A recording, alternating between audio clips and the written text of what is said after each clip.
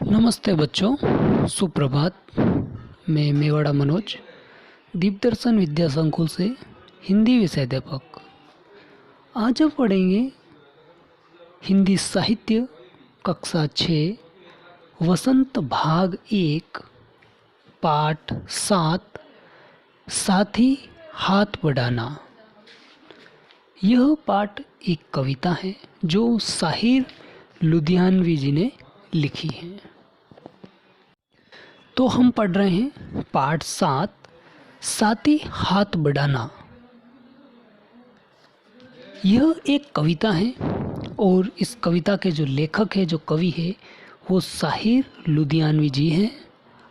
और अब हम हमारे कवि साहिर लुधियानवी जी का जीवन परिचय पहले पढ़ेंगे, उसके बाद हम अपनी कविता पर चलेंगे। तो हम चलते हैं हमारे कवि जीवन परिचय पर। आपको यहाँ पर एक चित्र दिखाई दे रहा है जो डाक टिकट पर जारी किया गया है, और यही चित्र हमारे कवि साहिर लुधियानवी जी हैं। अब हम पढ़ रहे हैं हमारे कवि साहिर लुधियानवी जी का जीवन परिचय। तो हमारे साहिर लुधियानवी जी 8 मार्च 1921 से 25 अक्टूबर 1980 इनका जीवन काल रहा।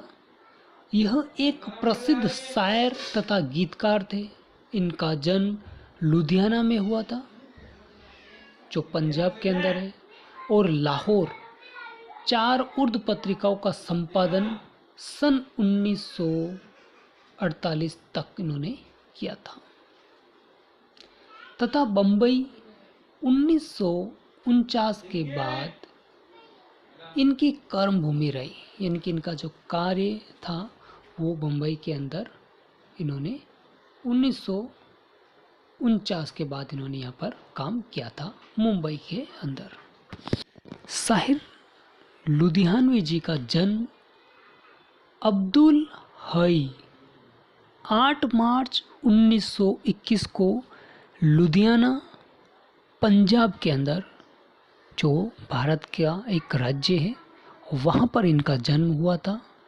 और इनकी जो मृत्यु है वो 25 अक्टूबर 1980 में 59 साल की उम्र में इनकी मृत्यु हुई थी। और वह मृत्यु बम्बई, अर्थात जिसे हम मुंबई कहते हैं, वहाँ पर इनकी मृत्यु हुई थी। और इनका जो व्यवसाय है वो मुख्य रूप से कवि और गीतकार का व्यवसाय इनका था। यानी कि कविताएं लिखना, गीत लिखना इनका मुख्य कार्य रहा। और हमारी कविता एक फूल की चाह इन्होंने लिखी थी। साहिर लुधियानवी जी का वास्तविक नाम जो है वो अब्दुल हई है। यानी कि इनका रियल नाम, वास्तविक नाम अब्दुल हई था। और इनका जो उपनाम है वो साहिर लुधियानवी जी था। जैसा कि हमारे कविता में हमारे कवि का नाम दिया है साहिर लुधियानवी जी, ये इनका उपनाम था।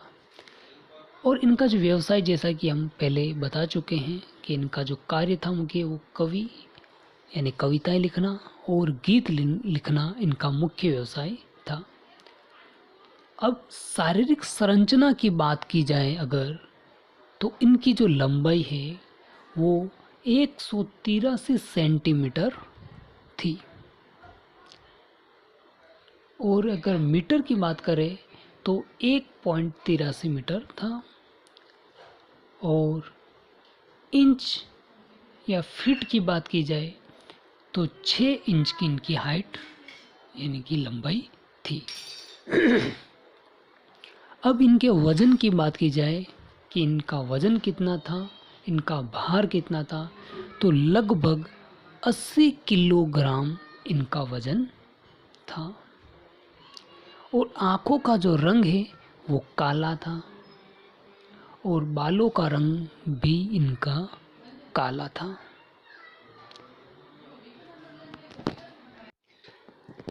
अब देखिए इनका जन्म जो है वो 25 अक्टूबर 1980, जन्म स्थान लुधियाना जो पंजाब के अंदर है,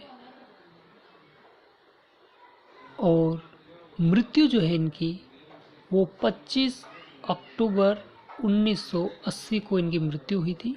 यहाँ पर जन्म डेट जो है वो यहाँ पर गलत दी हुई है, जैसा कि हमने पढ़ा था। और मृत्यु स्थान इनका मुंबई, महाराष्ट्र, भारत के अंदर। और इनकी आयु जो मृत्यु के समय थी वो 59 साल की थी। और मृत्यु का कारण, किस कारण से इनकी मृत्यु हुई, तो दिल का दौरा पड़ने से अर्थात हार्ट अटैक से इनकी मृत्यु हुई थी।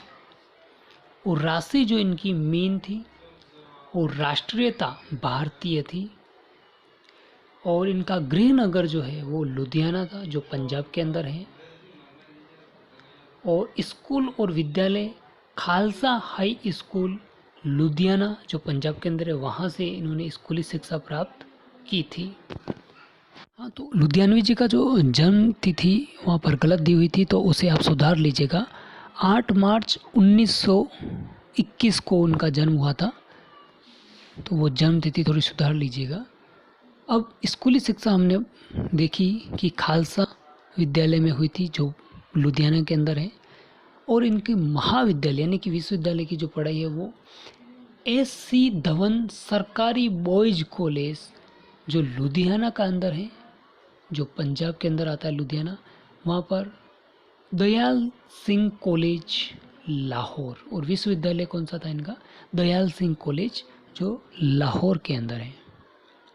अब इनकी शैक्षिक योग्यता है वो स्नातक थी।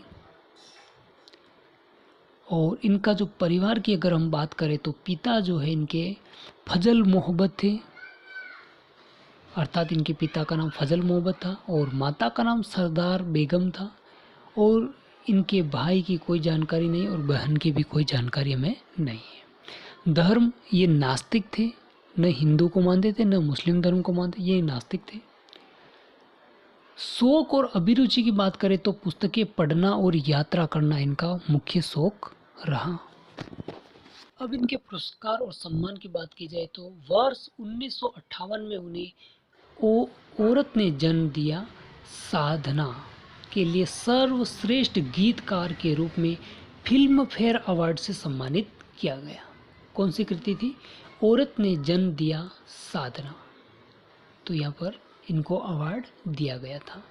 वर्ष 1964 में फिर उन्हें फिल्म ताजमहल के गीत जो वादा किया कृति पर सर्वश्रेष्ठ गीतकार के रूप में फिर फिल्म फेयर अवार्ड से सम्मानित किया गया था। फिर 1971 में इन्हें पद्मश्री पुरस्कार से भी सम्मानित किया गया। फिर 1977 में फिर इनको फिल्म कभी कभी के गीत कभी कभी मेरे दिल में के लिए सर्वश्रेष्ठ पार्श्व गायक फिल्म फेयर पुरस्कार से सम्मानित भी किया गया था। अब देखिए विवाद संबंधी हम बात करें अगर, तो वह अपने तुनक मिजाज के कारण यानी कि भड़कीले स्वभाव के कारण काफ़ी विवादों में रहे।